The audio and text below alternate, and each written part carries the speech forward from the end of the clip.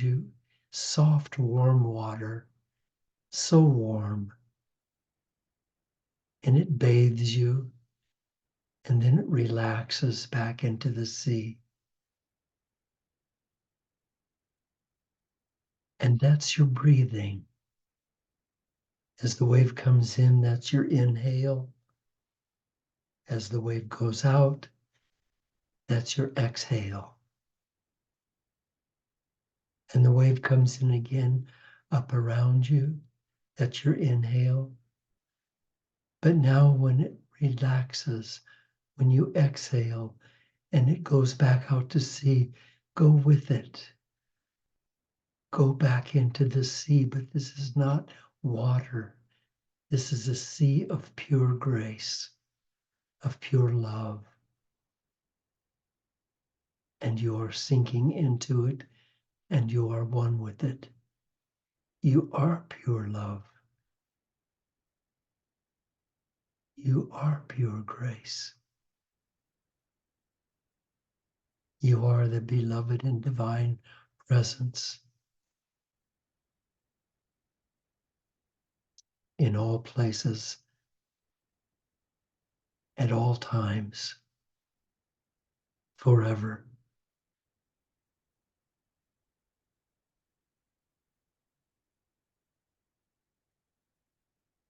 You are loved.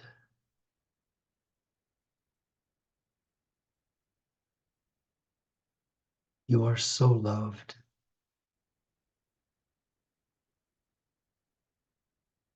And because you are unique, you're the only one of you that has ever been or ever will be. You are blessed. You are a blessing. You are a blessing to life. You're a blessing to your family. You're a blessing to the universe. No other has ever been you or ever will be. Only you can be this blessing. Thank you, my friends. Thank you for being here. Thank you for your love. Thank you for your light. Thank you for your presence in our universe. We're talking today about miracles. This is the month of miracles. And we're talking about today stories of miracle workers like you. And we're moving forward with a new word. Like the first Sunday of this month, we talked about intention, that you can't possibly create a miracle unless you have intention.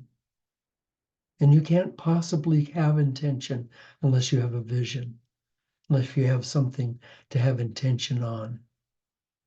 So as your intention, as your divine intention is on your vision, then in order to make that happen, you have to be committed. Because when you are committed, then providence moves too. And all sorts of things that never could have occur regularly. And all kinds of help and all kinds of assistance comes to you. And all kinds of miracles happen that otherwise never could have happened until you were committed.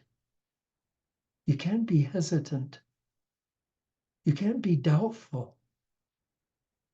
First, have intention. And second, be committed to that intention. Committed to that vision coming true. And then today, we move into the next step, which is trust. To trust, to absolutely trust that you're divine. To trust that everything that you want is going to be there when you need it. Einstein said, there are only two ways to live your life. One is as if nothing is a miracle. The other is as though everything is a miracle. Now, if you say nothing is a miracle, then you're the result of life. You're the result of events. But if you see that everything is a miracle and you're a miracle creator, then that means you're in control of events. You're in control of your life. You make things happen. And there's obviously miracles going on all around us all the time, right? Like love. What a miracle that is. Nature unfolding around us. Music. Oh my goodness. Music. Art. And have you ever seen a grain of sand under a high-powered microscope? It looks like a jewelry store. Today we're on the third level of miracles, aren't we? First two were intention and commitment, and today's trust. And trust is the modern word for faith. And one of the best definitions of faith is this: faith is the assurance of things hoped for, the conviction of things not seen. Can we go there? Can we do that? Can we have an assurance within us of things hoped for? The conviction of things not seen? Because that takes trust. That takes trust to be able to do that. St. Augustine said miracles are not contrary to nature, but only contrary to what we know about nature. What's he saying? He's saying that miracles are nature, that's the natural flow of things. Miracles aren't some outlandish things that can only happen once in a great while and when all the things fall together, right?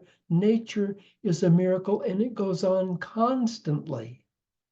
I plant a tomato bush, and I take a little tomato seed. It's about the size of a piece of dandruff. It's it's been laying in a closed envelope on my shelf for a couple of years, and I take that little flake of dandruff-like seed and I put it in the ground. Now here comes a miracle. Here comes a miracle. There's a little water goes on that. And of course, there's some nutrients in the ground.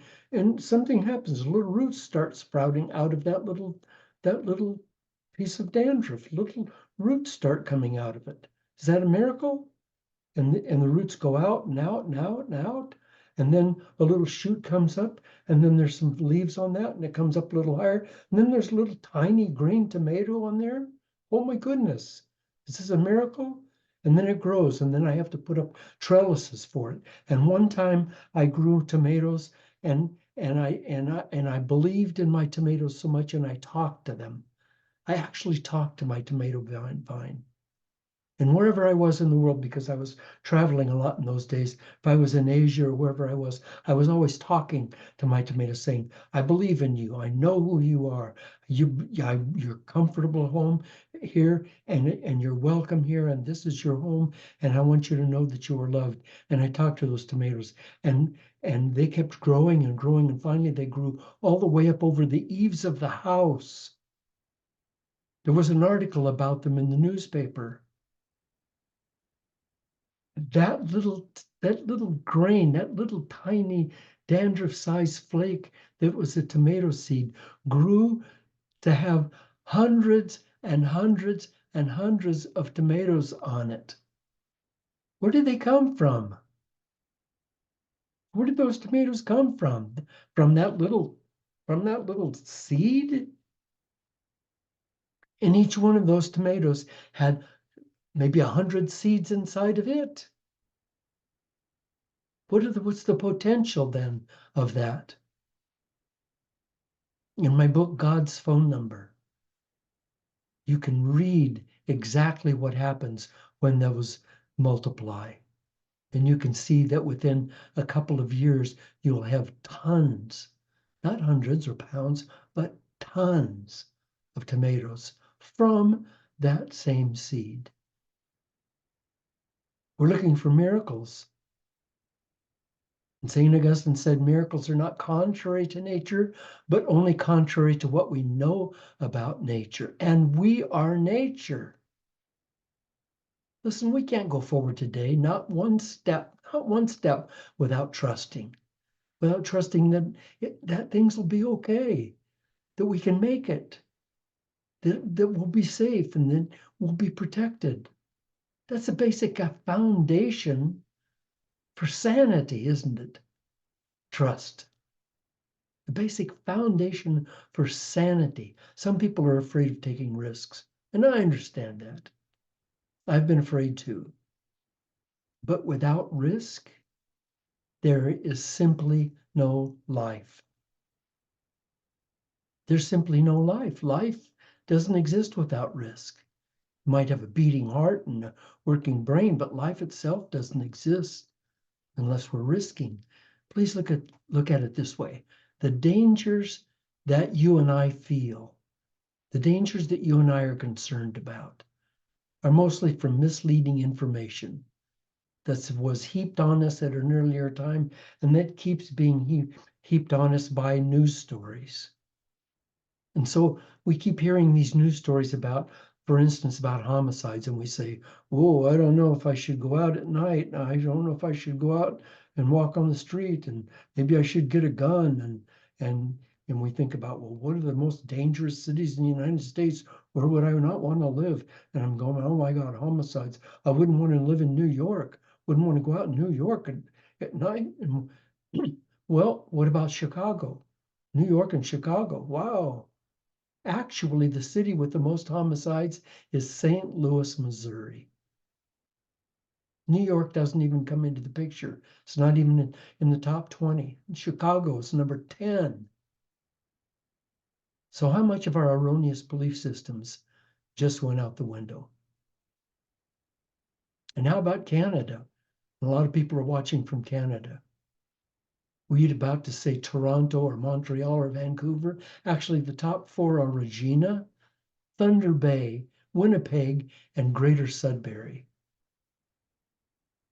Trust means that we must know that we're being protected. We just know that. How hard is it for us to just know that? When you look back over your life and you look at all of the years and years and years that you've lived, I mean, like from the time you were born until now, however old you are, add those years up. Your heart's been beating constantly, constantly, constantly, constantly, constantly. And if you're an adult, you're now pumping over 2,000 gallons of blood a day. How's that happening? You got some wires attached to that pump in your chest? No, no wires. Just going on its own. Looking for a miracle? Looking for something you should trust? If you don't trust, that's the greatest of blasphemies. If you don't trust, how can you move forward with life?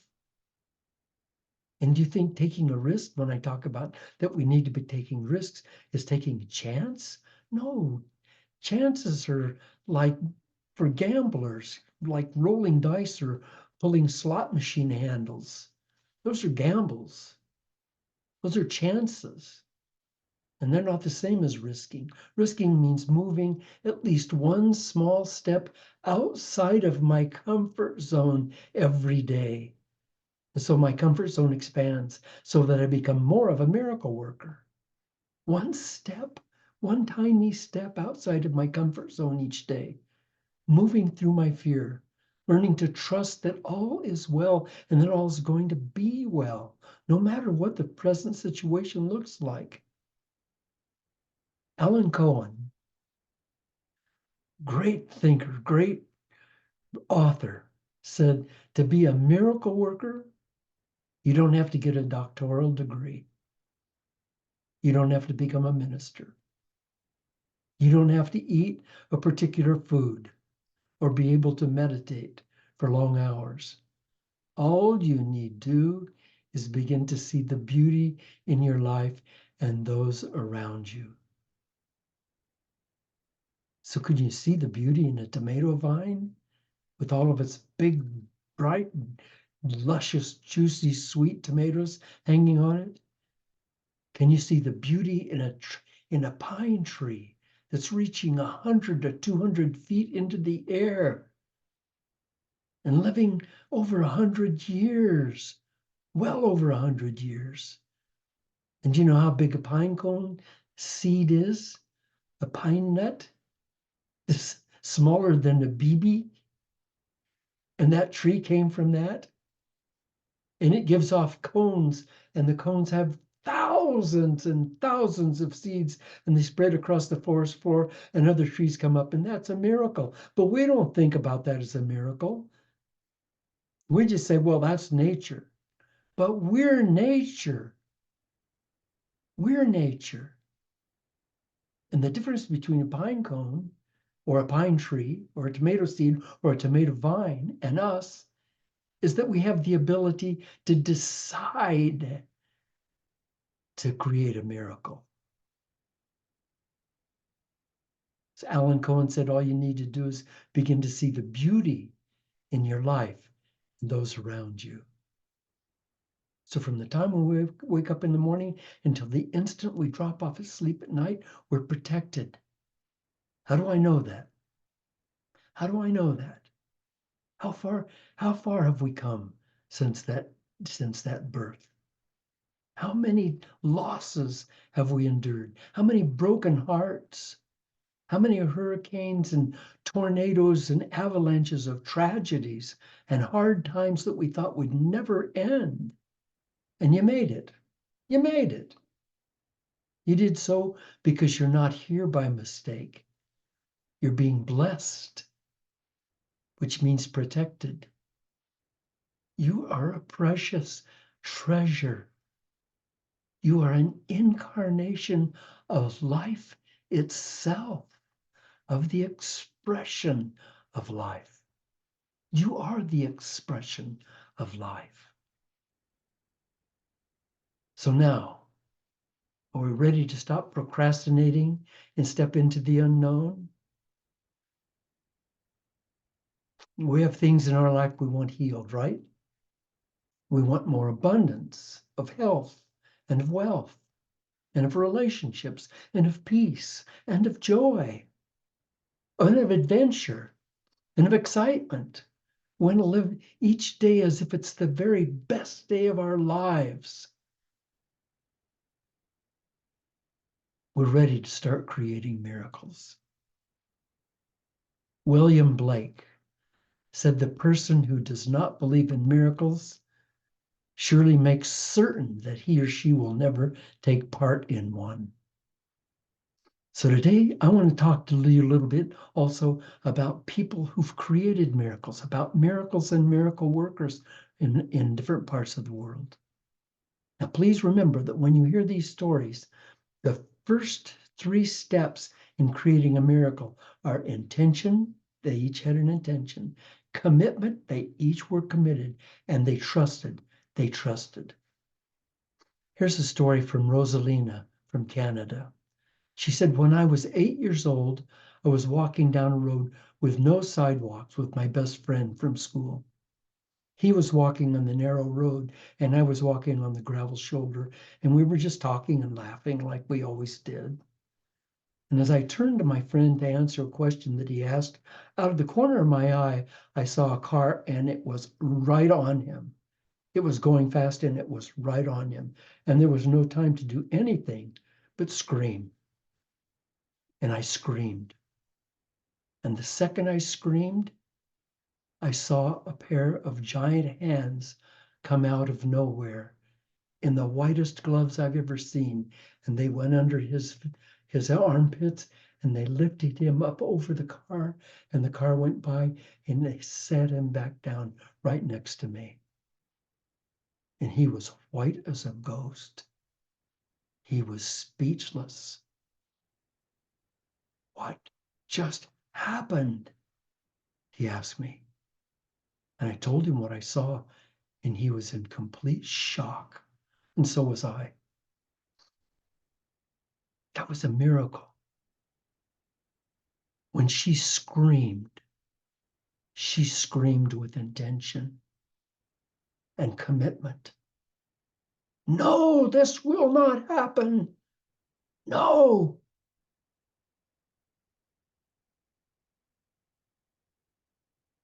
And somewhere within her, she trusted. And the miracle happened. Jandy Nelson said, you have to see the miracles for there to be miracles. You have to see the miracles for there to be miracles. It goes really right back to what William Blake was saying, is that the person who does not believe in miracles certainly makes it certain that he or she will never take part in one. Here's another story. An 8-year-old little girl, heard her parents talking in the other room, and they were talking about her little brother. And her little brother had been sick for a while, and the father and mother were talking, and the father said, you know, he has this tumor inside of his head, and you know, the only thing that will work is surgery, but I don't have the money. We don't have the money, and I don't know how in the heck we can ever get the money. I mean, there's no place we can get the money. But the only thing that can save him now is a miracle. And so the little girl went into her bedroom and she pulled her piggy bank out of the closet where she had it hidden. And she slipped out the back door. And she made her way 6 blocks down to a local drugstore. Now, this is a true story. And she went up to the pharmacist and he said, okay, how can I help you? And she said, I want to buy a miracle. It's for my little brother. He's really sick and I need to buy a miracle. And the pharmacist said, excuse me, but I don't know where you got the idea that you could buy a miracle or that I sell miracles, but you know, I don't sell miracles. And she said, my brother's name is Andrew, and he has something bad growing inside his head. And my daddy said only a miracle can save him. So how much does a miracle cost? And the pharmacist said, sweetheart, we don't sell miracles here. I'm sorry, but you know, we don't sell miracles. She said, listen, I've got the money to pay for it. And if it isn't enough, I'll try to get some more. Just tell me how much it costs. In the shop, there was a well-dressed customer, and he was standing nearby and hearing this conversation. And he stooped down and asked the little girl, what kind of miracle does your brother need? She said, I don't know, but he's really sick and he needs an operation, and my daddy can't pay for it. So I brought all my savings here and I'm trying to buy a miracle. And the guy asked, we said, how much do you have? She said, I have $1.11, but I can try to get some more. And he said, well, what a coincidence that is. What a coincidence. $1.11 is the exact price of a miracle for little brothers. He took her money and he took her by the hand and he walked her back home. He said, tell me where you live. I want to see your brother and I want to meet your parents. Let's see if I have the kind of miracle you need. Well, that well-dressed man was Dr. Carlton Armstrong, a neurosurgeon. The operation was completed without charge, and it wasn't long before Andrew was home again and doing well. Create your own miracles, said Roy Bennett. Do what you think you cannot do. I could tell you on and on and on about miracles. I could tell you about 2 little girls who lifted a several-ton tractor off of their dad who was pinned under it. They couldn't do that. I could tell you a story of a young man that I saw, a small guy like me, small guy, crawled under a car and jacked it up by lifting it up, lifted the car off of a man that it was sitting on so that the people could pull the man out. I saw that happen. I could tell you more stories about people who have come to my seminars and who only had weeks to live. Weeks to live. Doctor said you have metastasized cancer and you're not going to make it. Just go home and put your affairs in order. People who had critical heart diseases and were on oxygen and were in the hospital. I can tell you of those people, many of those people are walking around now, and some of them teaching seminars, and one of them running a cancer clinic. I can tell you on and on about miracles. But first, you have to have the intention and a vision, and then you have to commit to it, and then you have to be willing to trust. Trust. I know those are steps, but the way we make those steps work is by taking small steps outside of our comfort zones each day so that we gain the self-confidence, so that we gain the self-confidence to be miracle workers. And if you can take that tiny step outside of your comfort zone today, to get a vision of something that's outside of your comfort zone, it's going to be difficult. It's not something that feels safe to you, something that feels risky to you. And make that happen. Take that risk. Step outside your comfort zone today. Then little by little, you gain the confidence to be a miracle worker. Next week, we're going to talk about the final step in creating miracles. I want to tell you quickly about a miracle in my life. Years ago, I'd written several books, and those books were published in several languages and being read around the world, but I'd never been able to write a book that got published and that got accepted as often as I wanted it to be. And I thought, well, one of the reasons is because when people read new thought books or new age books or psychology books, they're pretty dry. It's mostly just information. People want to be excited. So I love to read novels. So I said, okay, I'll write a novel.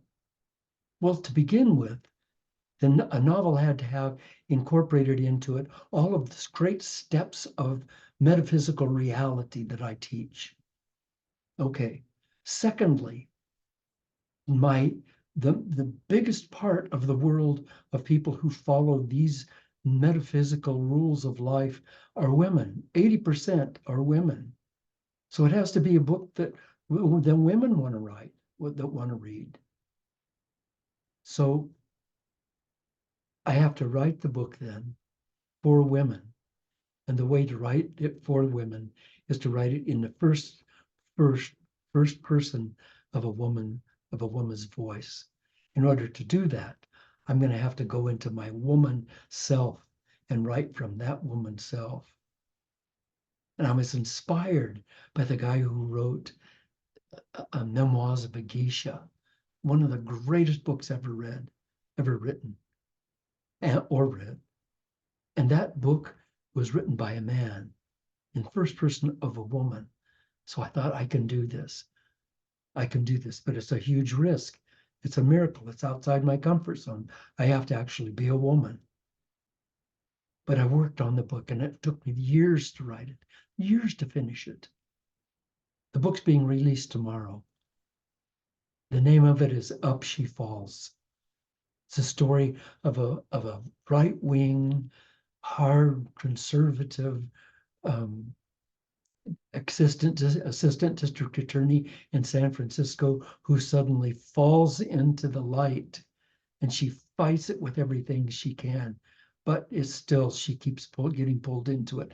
And there's murders, there's suicides, there's car wrecks, there's kidnappings, there's every kind of drama that you could want, and she has to face all of them with this new consciousness of grace and love.